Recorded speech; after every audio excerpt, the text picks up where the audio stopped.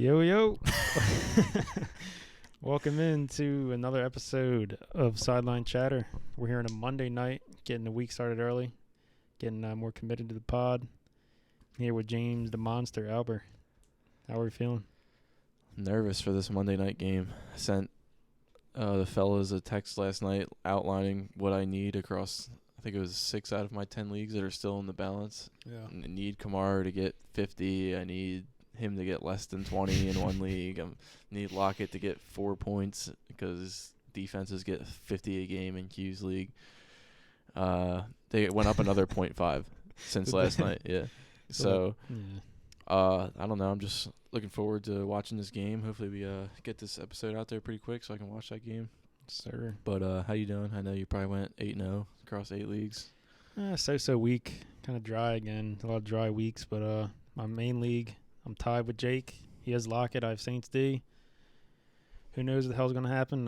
Hopefully Lockett wets the bed. I'll be rooting for Saints D. I need Lockett to do nothing. That's what I'm saying. So I need 11 points from Winston. I've heard that it's 100% happening, but I also heard there's a 0% chance that Michael Pittman scored 10 points last night. And, yeah, he scored 16. So, beast. 18 probably. Guys, monster. All right, let's get into the episode. So the topic is going to be our starts of the week for Week 8. No, we're not going to sit here and tell you to use Derrick Henry. Cooper Kupp. Yeah, a lot of TikTok pages like, all right, let's use Tyreek Hill this week. Yeah, I got Cooper Kupp, Tyreek Hill, Metcalf, and who should I start? 2 receivers. I'm like, oh, okay. But yeah, these are more like kind of like flex options or low key players that aren't really like first in mind when you think about fantasy football. So we each got 3 starts and then one like kind of like a bust player / like sit. I'll go first with my first start of the week. It's going to be Emmanuel Sanders. He gets the Miami Dolphins, who have been kind of dreadful this year on the defensive side. Not as good as they were last year at all. They just don't look into it. The Bills, as we know, same story as last year. They're just throwing the ball at a high ass rate. I feel like they have 4 receivers out every single play. I don't know what the statistics on that is, but every time I watch them play, there's always just 4 receivers out wide. His last 4 games, he's had no less than 13 points. He's also had over 20 in 2 of those last 4. So, I mean, it's insane. It's kind of like you can almost start Diggs, Sanders, and Beasley if you wanted to. One guy might get left out a little bit, but he's still going to produce somewhat. It's kind of like the Bucs situation, honestly, just kind of worse. The one league I use Allen, Diggs, Sanders, and it usually always kind of works out for me. So I think if you're using if you have Sanders on your roster, I think he's a nice flex play, especially in PPR leagues, just given the fact that I can just see this being a blowout game. Like, I just get the feel of that. So I think they played him early in the year and won 35-0. So Sanders only had 2 catches that game, but I feel like he didn't hit a stride like he has over these last 4. So I'm loving Sanders this week, and I'm throwing him in every one of my lineups. Yeah, unfortunately, I don't have him in any league. He got scooped up way before I had a chance to get him, but his less than 6 targets once all season. That's crazy. I did not know that. Only been under 5 catches. Oh, he's been under 5 catches a lot, but the yards is really what I was just looking at his game log. He's only been under 50 yards once. And that's 48. Yeah. And that was 48. He has 2 90-yard games. I don't know. That's really insane. But, yeah, he's a solid. Right now he's wide receiver 23 on the season before this week. There you go. Is over. That's insane. For someone who's, as I also see here, his ADP was 132. Right. That's insane. Yeah, he's a great play this week. Every week, floor play going forward. My first one is going to be my favorite player this season, probably. I think the boys hate how much I talk about him on a week-to-week basis, but that's going to be Damian Harris, New England Patriots running back. I've never seen a human being running full sprint and at the 2-yard line and not score a touchdown and fumble the ball crossing the goal line multiple times in one season. I have also never seen that. But fantasy-wise, the production has been there. I wish that they would commit to him for a full game, but he's back-to-back 100-yard rushing games. Over the last 3 games, he's had 46 carries, 270 yards, and 4 touchdowns. He's averaging almost 6 yards a carry over the last 3 weeks. I feel like, and it seems like they always just give it to him in the first quarter like 7 times, and he mows, and then they just change the game plan. I don't know if they're trying to keep the other team off balance or whatever. Facing the Chargers this week, who I think this game can actually be closer than some people probably think.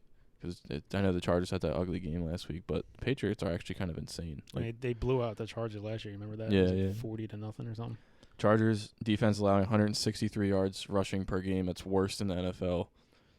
I don't know. I don't see how if you have him, I don't see how you're not using him unless you're crazy deep at running back. But if you are, you're a legend at fantasy in this kind of season because running backs are. I have to beg my league mates every single week. My main league, I just send a text say, "Can you please give me a running back?" I don't even care if it's like someone who's on IR and they just don't answer me. So he's projected the 26th best running back this week. I think he could easily be top 15 or higher, given what he's been doing the past couple weeks.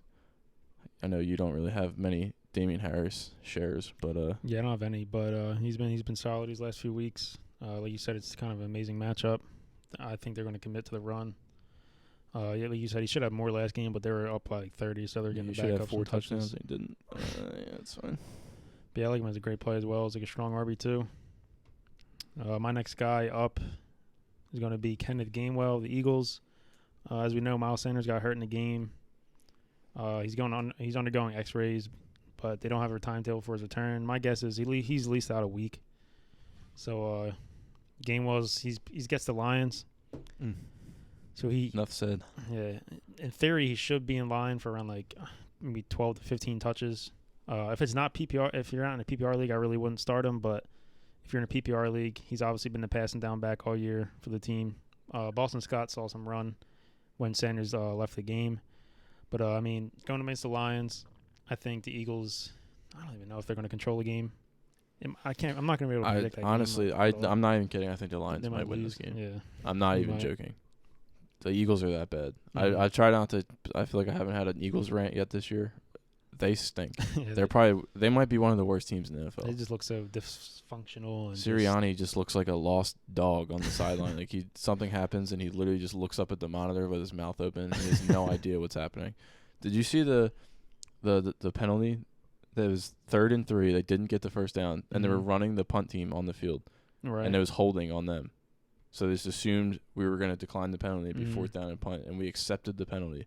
Right. 3rd and 13, got the first down.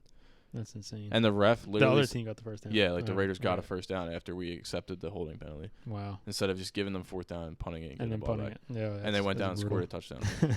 And the referee literally said holding, offense, penalties declined. And then he turned around and he said, penalties accepted, replay 3rd down. Because he just assumed, why would you do that? Right. They're just really frustrating. I don't want to get this video going too long, but Eagles stink. Lions, put your money on the Lions. Yeah. Like I said, I don't think it's a super phenomenal play here, but like he is a running back. Like we said, running back's kind of hard to come by. So in deeper leagues, I think he's a nice flex play in PPR leagues. I have him in one of my leagues. And he'll probably be in my flex or my RB2, given how deep the league is. So I have him in Jake's, and I'm gonna have to use him one of my 3 flexes probably. yeah. So I'm not starting him over like household names and stuff like that. But I think he'll be a nice play this week against the shit ass Lions. My last start of the week, if he plays, we're gonna have to monitor the practices this week. Is my favorite player now apparently, Kadarius Toney. Quite literally obsessed. Have him in like 5 leagues. He gets the Chiefs on Monday night, so it gives him an extra day of rest as well. Traded him to a Giants fan for Higgins and Pittman. So if that sounds good to you guys out there, if T. Higgins and Michael Pittman for Tony 2 for 1 sounds good to you guys out there, let me know. Hey man. But Chiefs obviously their defense is terrible. They're allowing the most yards per play in the NFL. But this receiving core, like it's at the point where it's like who the hell knows who's gonna play and who's not. Yes. Like this week it was only Slayton out there. So he didn't even do that good. yeah, so I mean, we're gonna he's solid, but not like didn't dominate or anything. what was I saying? I think they're gonna have to play catch up with the Chiefs. The game's at Kansas City. I expect the Chiefs to bounce back. So if Galladay sits, Shepard sits, anybody sits, I think Tony's obviously worth a play. Even if they all start, I think they have to give him the ball. He's been their best receiver. I know he's only been on the field really for 2.5 games, but if you literally just watch the highlights of the Cowboys game, like it's kind of the most insane highlights I've probably seen this year when he had 10 for 189. And then the game he got hurt. He had 3 for 36 on the very first drive and got hurt. So it's going to take a lot of monitoring of these practices this week with the whole Giants team as a whole. But if the news is positive, I'm throwing him out there as a high upside flex. I'm still a skeptic on the Tony train. Obviously, you can't deny the production that he had when he was the only able-bodied man on the field. But I am very interested to see how they use him whenever like everybody is back. I mean, like you said, I don't think you can't not use him again. Like I think they have to use him in some capacity, even if it is the way that he was used in college, like screens, gadget plays, that kind of thing. Just get the ball in his hands. I don't know if he'll be that possession receiver. I feel like he even showed he can kind of win downfield and like on regular routes. So I think he's their best receiver, and I don't really think it's close. So I think they really should get him the ball. He's definitely an exciting player to have on your team because really the ceiling is so unknown right now. Yeah. So, yeah, I think that's definitely a fun, like, if he plays, fun, like, dart throw. See if he can get you something. Shit. My last one, player who's ranked a little bit higher than I would say the other two is Deontay Johnson. Glass bones himself. I don't know the last time he played at the start of the game and finished it without getting hurt. In the 5 games that he has played this year, he missed a game and they had their bye. He's averaging 10 targets a game. He had 2 targets and he got hurt in the game and then came back later, so he only had 2 targets. But even with that, he's still averaging 10 targets a game. Mm-hmm. 7 catches, 75 yards average per game, and has scored in 3 out of 5 games. I know it's a small sample size, but Ben loves him, and I think they're 8th in the league or higher in pass attempts per game. They throw the ball like 45 times a game. It's like really insane. Juju's gone for the year. That helps enormously. Now he's just going to get force-fed even more. He's 6th in the league in target share, which is a hard thing to do on a team that throws that much when he's not the alpha. 7th in the league in deep targets, which is where I think he scored all 3 of his touchdowns on deep targets. Ben can't move to save his life, but he can throw that deep ball. I'll give him credit. Yeah, I don't know. I have him in a few leagues. I think could potentially be almost not, maybe even a top 10 receiver the rest of the way. Yeah. He has that upside. Right. Yeah. I mean, I agree, obviously. I was on his train last year telling everybody to go trade for him when he was starting off the season pretty shitty and injured. Yeah, if he plays the whole game, he's going to eat. He's going to see targets. He's going to see catches. He's been targeted deep this year, like you said, unlike last year, kind of. So, yeah, Deontay, you're never really benching him if you have him, obviously, unless you're in one of these, like you said, these TikTok leagues where it's like 2-man leagues. But, yeah, Johnson's going to ball out for sure. So they're playing the Browns, too, who are beat up. So I think they could actually have their way in this game, which is a shocking thing to say about the Pittsburgh Steelers in this day and age. But I really love Deontay this week. Yeah. So I'm going to move on to my sit player this week. He's been frustrating the whole year. So I'm going to be sitting Antonio Gibson-ish this week. He's been hurt. He's been banged up. Who did they get this week? They're playing. Should I have this I ready? literally just looked at it. I'm not even kidding. I looked at it 2 seconds ago. Oh, yeah. So Gibson he's playing at Denver, which we just saw them get kind of gutted by Dearness Johnson last week. But did we ever? I can't trust Gibson right now. You know, last 2 games, 4 points, 7 points. McKissick's been involved in his backfield. We drafted him as like a RB1, low RB1, and he hasn't been playing like it. Say TikTok boys were. Yeah, every TikTok. I thought that guy was going number 1 overall by some of these comments. The passing volume hasn't been there. He's kind of been. He ain't no CMC. That's for damn sure, Angelo. He ain't no CMC 2.0. He's kind of been relied on TDs. So some guys I would just use over Gibson this week. Khalil Herbert, he's been balling. Chuba Hubbard against the Falcons. Elijah Mitchell, who just had a nice game, who I'm big on. And then, honestly, this kind of sounds gross, but I might even throw James Conner in over him. He scores like every week, it seems like. It's not an exciting play. And I won't fault you if you use Gibson over Conner, but honestly, like, I'd play the hot hand in Conner, even though it's, like I said, it's gross. But Gibson, not it. Yeah, I have Gibson in 2 leagues, and he's so frustrating to own. Yeah. I mean, look, the one league I have Eckler and Darrell Henderson as well, so I've survived that league. But, yeah, if someone, especially if you're in a deeper league, you might have used a first-round pick on him. Yeah. And that is just frustrating as all hell when your first-round pick does not produce or is not given the role that you drafted him for. The shin injury is just annoying. Yeah, I don't What really is, like, understand it. they I said he don't might understand miss it. like a month and then he played. Yeah, Like, why not just sit him? He's not doing it. He had 14 for like 50 last week. 14 for 50. Yeah, Like, I don't know. Is it even helping their team? It's so frightening. If I have him, I'm not even using him just Yeah. because he could get hurt on the first snap of the game, and and that's it.